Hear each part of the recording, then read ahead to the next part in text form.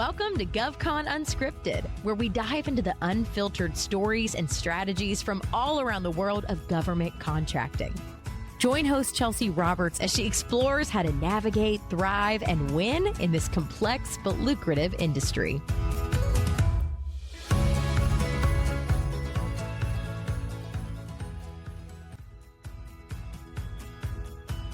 Welcome to GovCon Unscripted. This is your host, Chelsea Roberts. Today's episode is a part of a series that we're calling Success After Service. We're featuring brilliant minds with wisdom to share from throughout the federal ecosystem, folks that served in the military and have transitioned out and found some success after their time, either in federal or military service. I hope that you enjoy this episode and the series, and if you haven't yet, don't forget to like, subscribe, and share the podcast with your friends.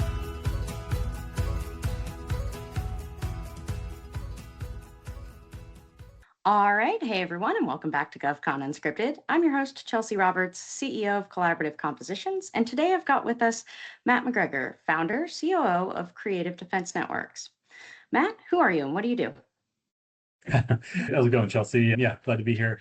My identity, I guess, is always going to be acquisition professional. I can't break that away from myself.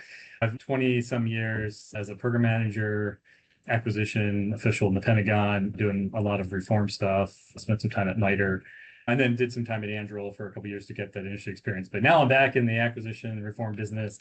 Pete Modigliani and I started a new company focused on that to try to see how we can help make PM's lives a little bit easier, make the reform process a little more seamless through some training tools and different suites of capabilities that can smooth that process out and enable us to take advantage of all the lessons we've done. So yeah, that's where my energies are today, and I look forward to chatting more about them. Awesome. I have been following you for, I can't even tell you how long. It's been many years, probably going on a decade or so. So if you're not following Matt on all of his platforms, you're on LinkedIn, you're on Substack, you've got this great new website that we're going to get out in the show notes for everybody to pay attention to. But you and Pete have some of the sharpest opinions on all things acquisition reform and all things acquisition evolution. I'm not going to say innovation because it should be, at this point, we're past the fact. It's not innovative anymore. People have done it and it has been successful in areas. So now we're just in a phase where people need to adapt or die in that environment, right? And get with the program on the new things that they need to implement and be trained up on. So I guess first question is, how did you get into this? How did you even start? What sparked your interest in acquisition reform, which is not everybody's cup of tea? I actually joined the military and became a civil engineer. I was an enlisted civil engineer for about 4 years, and someone encouraged me to apply for officer training school. And I put down a bunch of different jobs that you can pick from. And I did not pick acquisition, but that's what they gave me, I think, because I had a civil engineer project management thing. And I remember going around the base, literally to all the colonels that were on this fighter wing base and being like, what's acquisition? And nobody could tell me. I remember being like, okay, this will be interesting. And that was part of the journey that the Air Force put me on. And then I just remember going through all the processes. Actually, when I joined acquisition in 2001, as a junior officer, it actually moved a little bit faster. And then there was with WSAR and some other stuff, it actually started to get worse again. So I actually did see a period where it actually wasn't that bad, even though things were still very slow and it felt like we weren't doing the things the warfighter needed. The processes got worse throughout my career. And I just remember when I finally became like a PM of my own program and I was pushing the boundaries of a bunch of the bureaucratic forces. And I just remember being told, like, I was speeding, right? You're going too fast, Matt. You're trying to subvert the system. You got to get in line. And it just never felt right to me. I'm like, I don't want to comply. So I think that was the start of it. And then I had the opportunity to go to F-35. At some point, I became the deputy for a few years. There, we pretty much could do anything we wanted because we weren't able to do everything we wanted because we didn't actually have the flexibility to go to different contractors per se. But we were actually able to move really quickly. And so when I left there and I went to the Pentagon in an acquisition role, I was very focused on, okay, we need to allow the other programs to be able to have that level of flexibility because we had access to decision makers who could say yes. Everybody else down lower in the system didn't have that. So I was really excited. I was in the Pentagon when the middle tier of acquisition authority was finally, Ellen Lord was involved in getting that going. And we were finally able to give PMs and give the acquisition professionals a little bit more flexibility to go start programs without 3 years of buildup. And so that was really exciting. That kind of got me on the roll. And then during my MITRE time, we rolled out the software pathway. which gave us some additional kind of flexibilities and speed for doing some of the digital capabilities that we needed. And then we've just seen some of the other reforms at the PBE Commission that we recognize, okay, this could really help the workforce. So yeah, that's been part of the journey. I'm going to have to pick your brain on F-35 because I'm actually currently heavily involved in the program shop. So I would love to pick your brain on that offline just for my own satisfaction. And yeah, get a little bit deeper on that. But for the rest of the audience out there, how did you find your way into policy? It's so different from an execution role, from just being told, here's like the bounds that you have to work in, to realizing that you won't remove those barriers unless you address the policy issues that go into it. It's an uphill battle for all of that policy making to be, first of all, effectively changed and have some sort of consistent drive behind that change, especially across administrations, which I'm sure that you've seen some different dynamics in the administrations that you've witnessed and been a part of helping them. So what drove you to the policy side?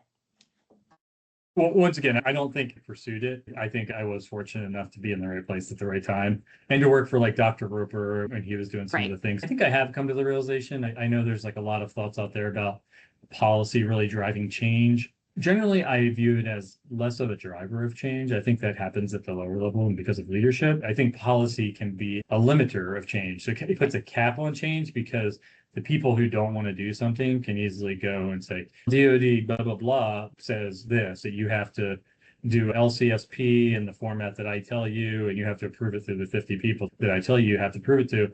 So we were pretty heavily involved with the writing of the MTA and software pathway stuff. We wrote a lot of that policy and guidance.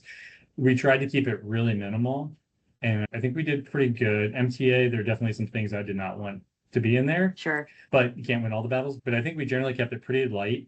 If you compare that to some of the policies for the MCA pathway, which were like 70-page behemoths, MTA was literally 7 or 8 pages. And then software pathway wound up being a little bit heavier duty than I wanted it to be. But even with the additional language, it was generally all, here are things you should consider rather than here are things you must do. So we generally got it right too. People don't look really at policy as like a big change kind of thing, but they do look to it to say, what are the boundaries that they can operate in? And if you really free them from those boundaries and expand them, then it allows more of that lower level entrepreneurial kind of change to happen, I think. And I think it inspires, when you remove the policy boundaries and parameters, you really can inspire some creativity when thinking of solutions, which, first of all, I love the company name because that is absolutely what we need to see more of in the acquisition world, is some just genuine creativity and thinking outside of the box that you have been working within for however many years. So I work a lot within acquisition, and I don't really see MTA used, which stands for everybody out there, middle tier acquisition. How is that being used? And what's the most effective use of that? For what kinds of systems, what kind of procurements is MTA best suited for? I'll give you the vision of the person on the Hill who wrote it, Bill Greenwald, give him a shout out, and John McCain, who recognized that we needed to be able to move faster. The vision there was to be able to take a prototype, and part of it was to be able to go start stuff fast, because it recognized that program need of time that we talked about. So do something fast and get it out through the operator as an operational prototype. So it's a one-off, but it's something that they can use, and that could actually be pretty helpful. And so the idea was to get that out there, and if it was good, then be able to like field that and quickly convert that into a program.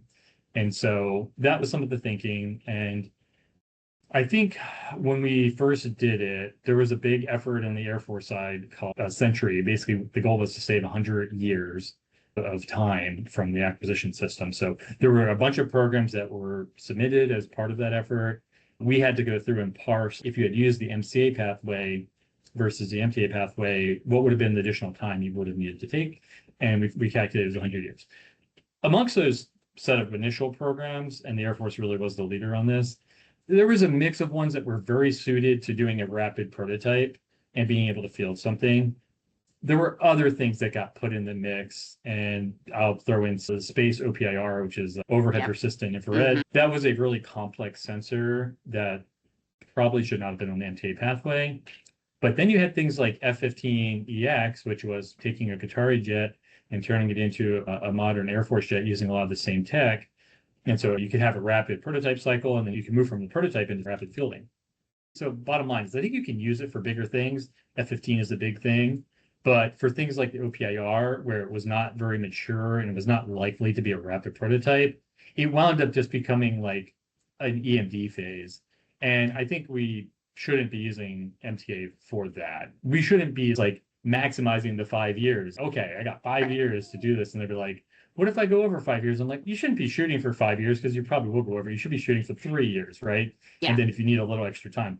I think it's being used in different ways. I still believe in it. I think it has a lot of potential, but there are some things that should not be used for, like we talked about, the less mature things. And then in some cases, we're not thinking about it right in terms of our use of it. But yeah. Do you see changes coming to the MTA at any point, or do you see it being consistently improved or continuously improved to drive a little bit more efficiency there, a little bit better use of it? It has already become a little bit bastardized by additional things that have been added to it. So I will say that's actually part of the problem that I have with it today is the requirements process that supports it is not always that much faster. People have added a bunch of different things where now it's a lot of the same documentation and approval processes. I think it's still lighter.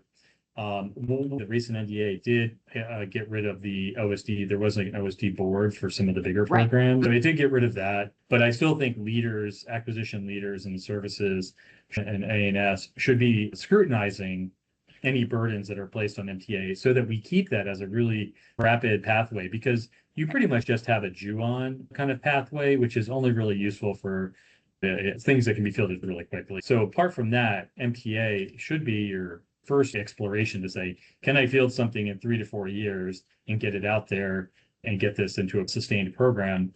And so people should be using MTA for that. I still think it's lighter weight to support that. And then MCA should be your real fallback if you can't do it, or you've got the program to a point where everything is fairly stable. Although I honestly think that's probably going to become very rare in the future that we have. I think we're going to need the MTA program to actually be used iteratively. And I had come up with this idea of a stacked MTA where you were able to go as long as you delivered. And actually, this is an NDA. I just don't think it's made it into policy.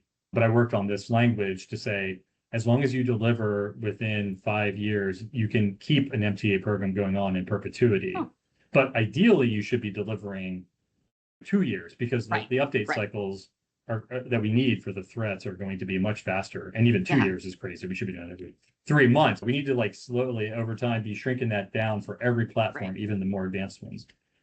And if it takes 3 months to get the first piece of paperwork started, then we're probably on a little bit of the wrong track there with trying to compress those timelines. So I'm always... Well, one of the good things is now that the acquisition authority has been pushed down a lot more, I think the SAEs were actually approving most of the big programs, and everything is a big program. If you think about it, like depending on how you do the cost estimates, that's a big part of the whole equation. But given that they've pushed most of that down, PAE should now be able to get stuff going like that much faster. We'll see, but that's definitely one of the ideas for the PAs.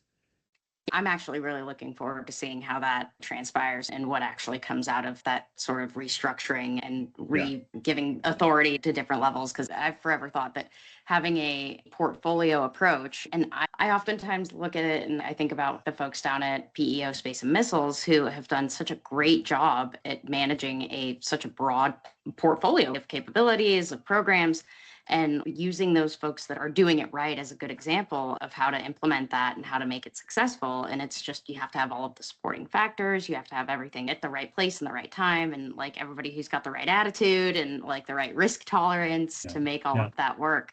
And I'm assuming along with all of these changes, and not even just assuming, but I've seen in the memos that have been released, executive orders, things like that, and policy documents, that there is training intended to come with these shifts to make sure that folks recognize what they need to do different. They understand how they can do this stuff differently and why they should be thinking about these things differently. And I think that training proliferation of getting everybody up to speed on the same page, familiar with, aware of the best acquisition mechanisms and routes to go is absolutely crucial to making sure that those changes are effectively implemented and successful once they are. So I am absolutely excited and eager to see how that works out, and especially in this coming couple of years here. I want to touch on software acquisition pathway because, like you mentioned it earlier, and I think it's like this old trope that the government doesn't know how to buy software, and the software acquisition pathway exists. But in my experience on an ongoing basis, the government still doesn't know exactly how to use it or how to buy software effectively. There's a lot of discussions of, okay, should it have services tied to it because we know how to buy services?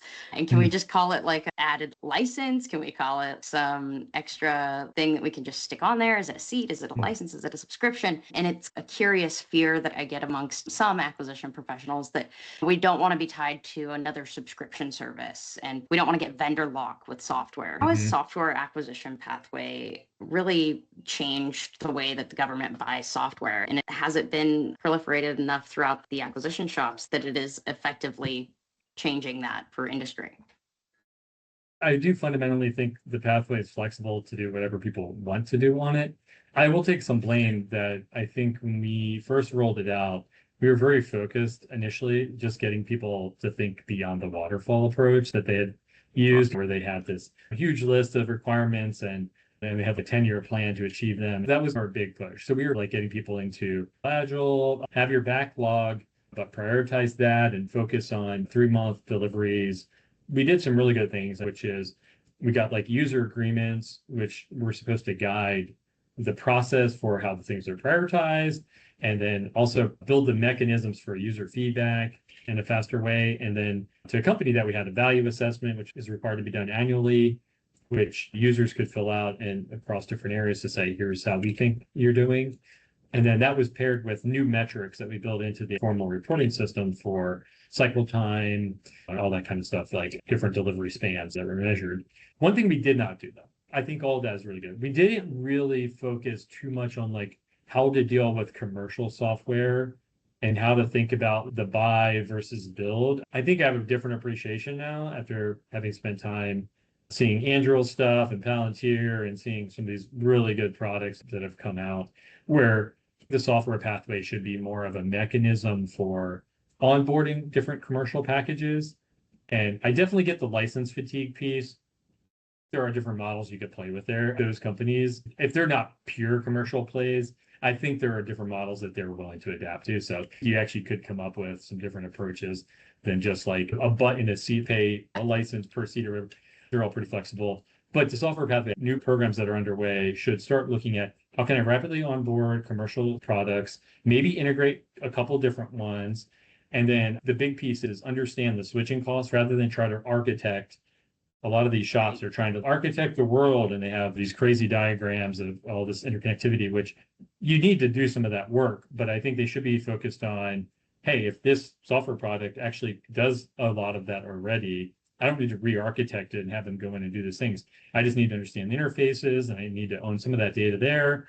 And I need to be able to understand the switching costs. If this vendor is no longer providing me a good service, I need to figure out what it takes to put a new thing in. So I would advise for future programs to spend more time that kind of thinking and working with the customers, on working with the different companies on these different models that they can use that work for their particular operational situation. But the flexibility is there. They can do whatever they want. Yeah.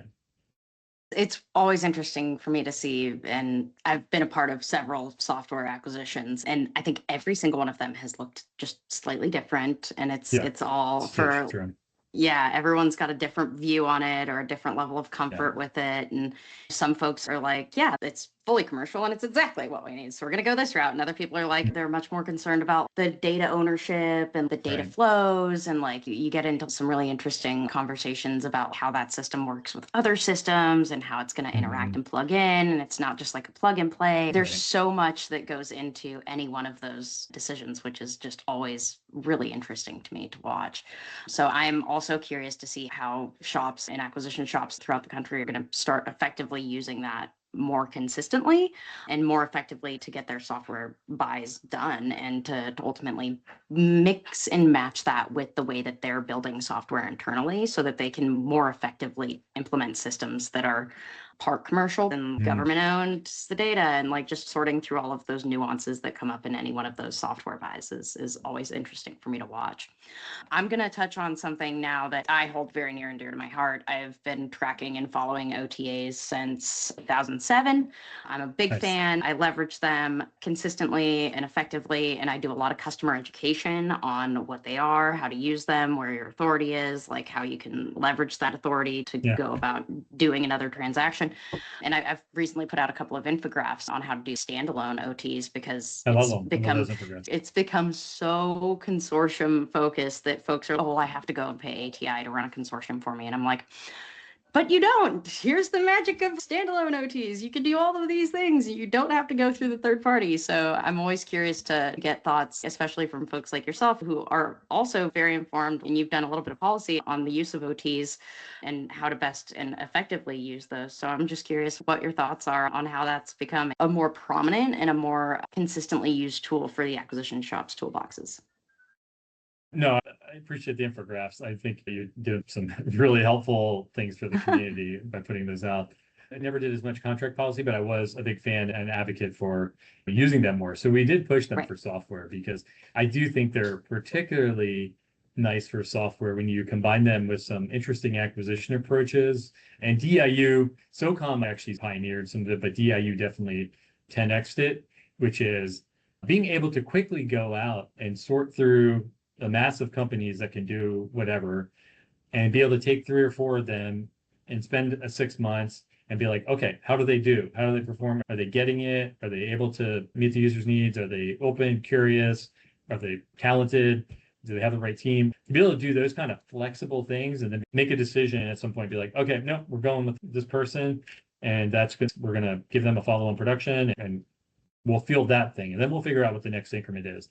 That's just really powerful because I just think it's really hard to do in a FAR environment. Everyone just gets tucked into, we have to competitive range, and then we got to do down select, and then this, and then you pick a winner, and maybe you have 2 prototype contracts, but it's like an agonizing selection to go from 2 to 1. And so I think that's one way that definitely OT should be used. I honestly am at the point where I think OT should be used for pretty much everything. There's not a lot of things, even for some of the business models we want to employ for procuring major systems, which I think the department last year has been really creative. I have some mixed things about the equity stuff, but like the ability to pair private capital with the department investments and things like that, like OTs just give you a lot more flexibility to craft those business models. There's just a ton of things they could use. The one problem does seem to be that not all the offices have agreement officers. So even groups that want to do them, they don't. And the other piece I'll say is the contracting community has gotten, and I don't disagree with them, I think there's a point here, but is that in order to be an agreements officer, you've had to have had some reasonable experience as a FAR KO so that you know the clauses to apply and you're not just going to leave this hugely open contract where the government's not going to get a good deal or get beat up or exploited in some way. So I think there still is a thought that to be an AO, you have to be an experienced KO. And that's the one thing where I do think the consortiums and some of the other things can maybe help reduce the barrier in some cases where you have a lot of experienced people, previous government people in some of these consortiums or groups, and they can help build it, get the structure, and then let the contract officer. I hope that model of the offices that use them would be able to say, okay, maybe because I have this experienced staff that's helping them, even though they're not doing anything inherently governmental, they can support these less experienced KOs, and you can increase the population of AOs so that every office has that ability to run a CSO combined with an OT and be able to use it for different things. And honestly, I think they are being used substantially more. I am a little bit dispirited. The one thing that really bothers me lately, I'm going to post about it, is the IDIQs. I feel like there's a perception that if we just slap everybody into an IDIQ, we can just rapidly execute these task orders. And I'm just not convinced that model is the right approach. I feel like it's not going to be as fast or as flexible as it needs to be. And I think it's going to wind up like, it's going to be hard to onboard and offboard. That's the other thing I do like about the OT consortiums is you can start to bring a pool of folks together. They're too big, a lot of them. Some should be smaller and more focused on particular tech areas. And that way you can have your core group and like rapidly go through, have all of them try something and then see who's really good at what and start to build up that little mini ecosystem. So I do have some thoughts on that. Yeah, I think that there's like an abundant amount of potential with them, but I think that there's definitely been some interesting, I don't know, I don't want to say like restrictions, but there's definitely been some interesting approaches to implementing and putting them into place that strangely resemble a lot of, they're not far heavy or far adjacent. And folks are just like bringing their kind of far way of thinking into the Right. OTA space. I know you didn't say this is a FAR clause, but it really sure looks like it's pretty much a FAR. You wrote it just like a FAR clause. So does it really belong in here? And there's still a lot of work to do on the industry and frankly the government side on education and empowerment and empowering the people that are working these sort of acquisition mechanisms and working on these contract mechanisms to make sure that they're informed, they know how to and what to include and what not to include and what they can include and what they really can't include or shouldn't include, and just making sure everyone, especially on the industry side, is comfortable advocating for themselves in some of these conversations. I like to think of OTs as a mechanism for the government to come to the table essentially as a business, and it comes to the table as a business so you can negotiate in basically a business to business arrangement, and they are not intended to be your customer, not your authority.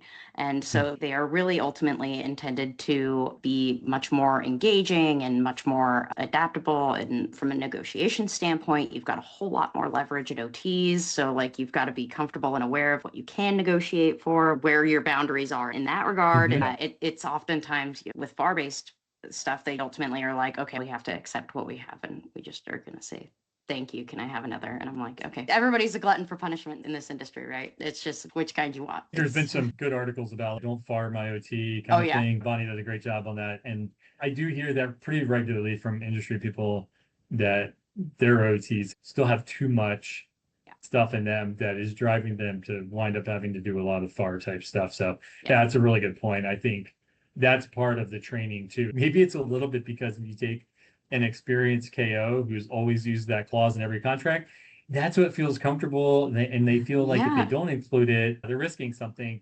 So maybe this is why we need to get some younger people maybe in there. There's some supportive structure for it, but they're able to think clean sheet. This is almost like what we see with software coders.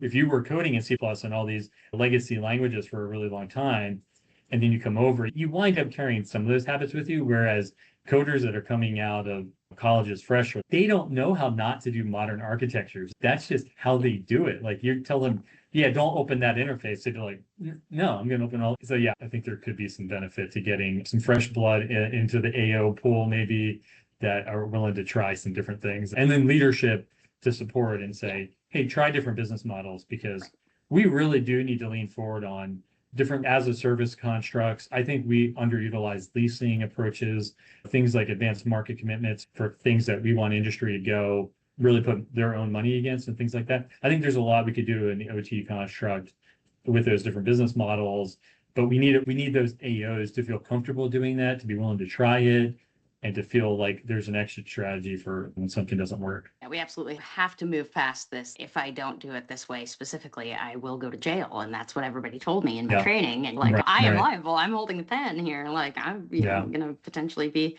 put in a terrible position.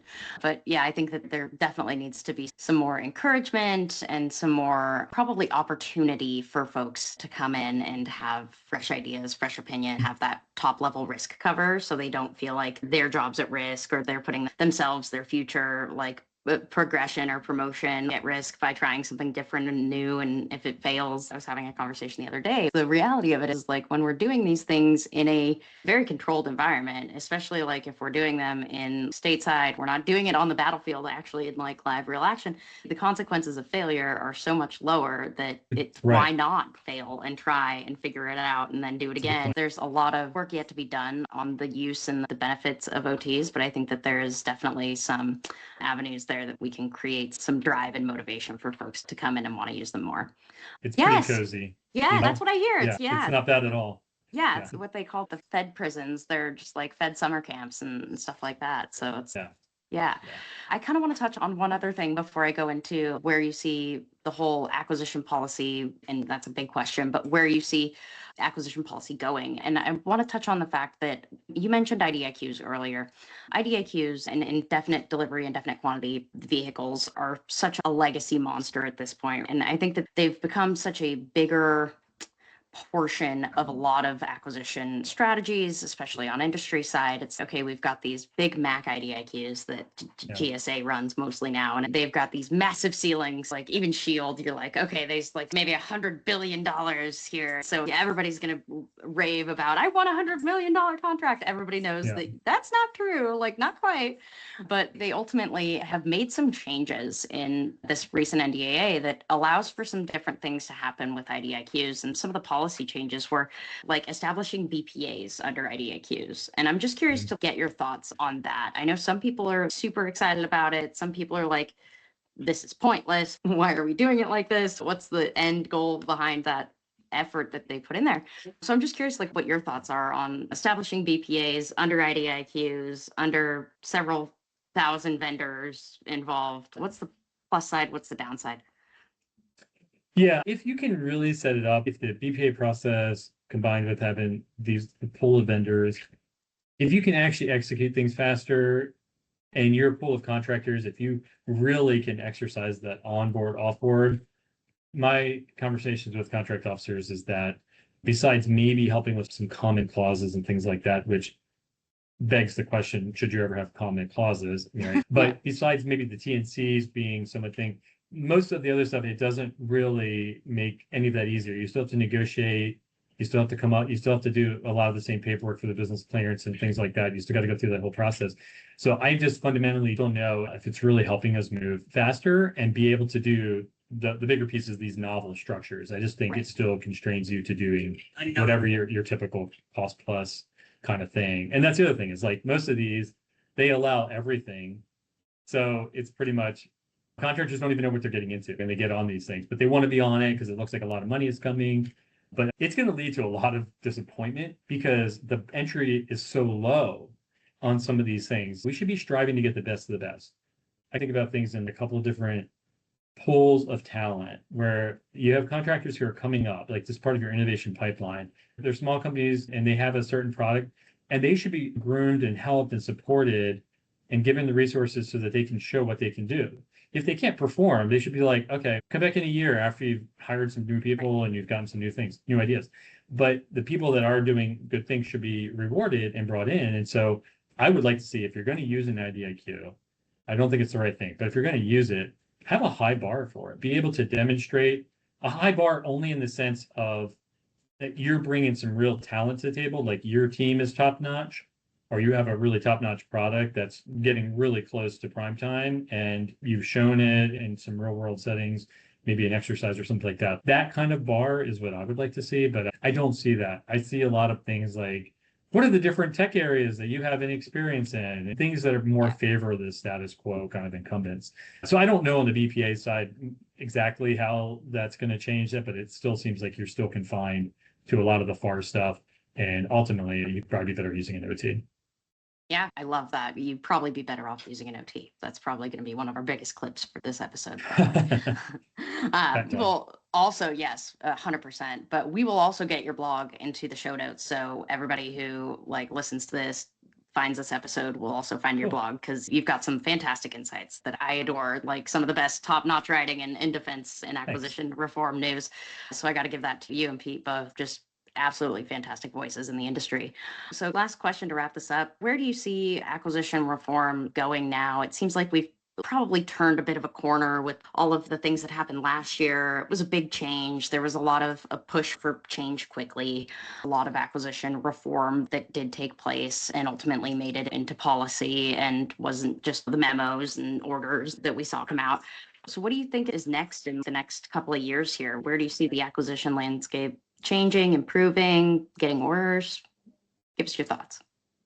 Yeah, so I think there's going to be a few things that go on. I think one is it's pretty clear that at the highest levels of DOW, the deputy secretary is going to be managing some bigger deals across the large primes. So when it comes to the large primes, I think they're going to be up at that level for the most part in terms of these deals that are being structured, the way the deal team, there's a whole deal team set up, and they're looking across all the contracts that a particular prime has, and they're trying to find efficiencies and structure these larger than single program deals.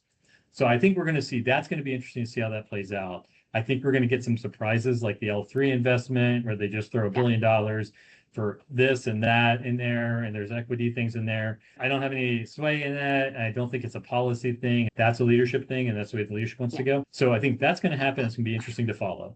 But we're going to be observers to that primarily.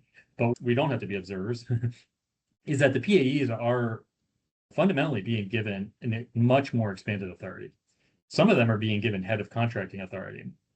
Some of them are being given technical authority for things that they never had before. Increasingly, there's more budget authority too. When you start to combine all of those things together, that person is going to have a lot more ability to move the needle on things. They still got to work with their operational shops, and they still have to work with the combatant commands. They have other stakeholders that are going to play in some of those decisions, but fundamentally, they're really going to be able to drive things forward. And that was why one post I put out there labeled them like the acquisition warriors and champions. But these men and women that are being assigned to these roles really do have the ability to take hold and just drive things the way that their vision is for acquisition.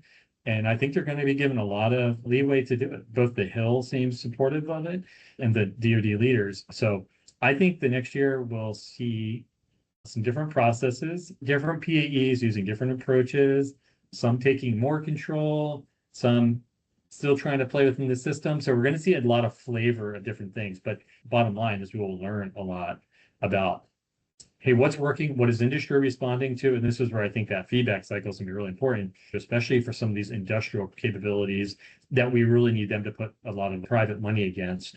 And that's going to be part of it too, is the whole VC, PE community. What incentives are they responding to? So I think PAEs will be judged, one, on getting their cycle times down for the different acquisition processes so they can move out faster.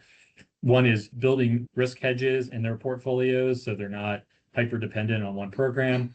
But the other will be is how can they mobilize different industry partners and different private capital partners to support them in those efforts so that they can sort of 10x the investments they're making. So I think that's going to be a big thing. I think a lot of the MTA, there's a lot of requirements process going on that I think it's TBD if it's really going to be that much different from what it is today. I think everyone's going back to this same thing, but I think the PAEs will have the ability to push through that a lot better than they have in the past. And so, yeah, it's going to be less about policy and more just the leadership of these individual offices, how their service supports them, and their kind of courage, if you want to call it that, to push the boundaries. Yeah, if that's the case, we'll probably end up seeing some division there between the popular crowd, the ones that are doing it the way that industry really jives with and that they like, and the ones that are still resistant to adapting and adjusting. And probably we'll sort that out probably pretty quick. So I'm looking forward to seeing that development. This has been a fantastic conversation. I would absolutely love to get Pete on. I'd love to have both of you on for a mutual conversation. I think that there's a lot of value in that. But for folks that follow you and want to connect with you, they want to know more about your company, how do they get a hold of you? Where can they find your company? I'm happy to post my email and the website and then the Substack. It's a free news thing every week, so it's a labor of love. But if you want to stay up to date on the news, we try to capture all the little pieces and throw them in there. So yeah, Defense Tech and Acquisition on Substack. Yeah, and that's a great read. So for everyone out there, we'll get that in the show notes and we'll make sure you've got access to it. Can people reach out to you on LinkedIn too? Sure. Okay. I'm not as great about responding on LinkedIn, to be honest. I get a lot of spam. But yeah, please do. And you can post the email address. Make the title or the subject of the message extra important. And there you go. Just super interesting. And then they'll get a better chance of response rate. Yeah, sounds good. Awesome. I really appreciate your time today. Great conversation. Thank you so much for stopping by the podcast. For everyone out there, don't forget to share, subscribe, make sure your friends hear this and they get the opportunity to get all the wisdom that Matt shared. And yeah, again, we're going to have you back on the show. This was a great conversation and there's so much more to talk about. No, thanks, Chelsea. Thanks for the great questions and yeah, good chat. Thanks. See you.